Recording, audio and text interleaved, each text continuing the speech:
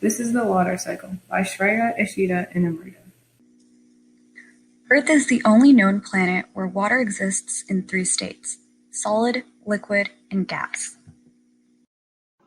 Only around 0.02% of the Earth's water supply is available to us as fresh water. The water cycle describes the continuous cycle of water on, above, and below the surface of the Earth and the conditions between one state to another.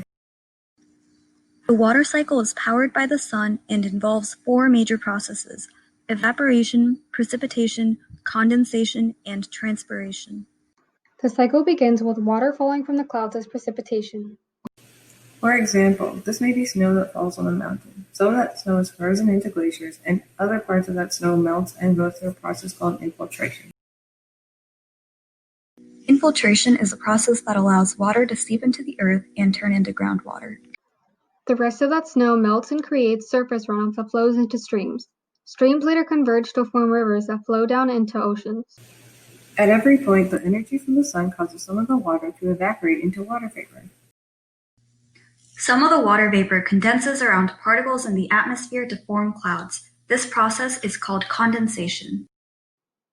Eventually, water in the clouds falls to the earth again as precipitation, and the cycle starts all over again. Some of the groundwater enters aquifers. Underground caverns had porous layers of sand, gravel, and bedrock that groundwater flows through.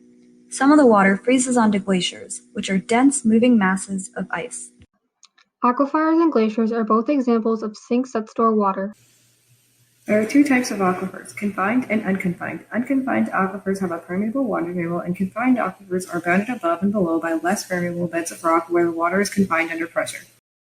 When snow or ice from glaciers become water vapor, they go through the process of sublimation. Some water also evaporates from plant surfaces in a process called transpiration. Thank you.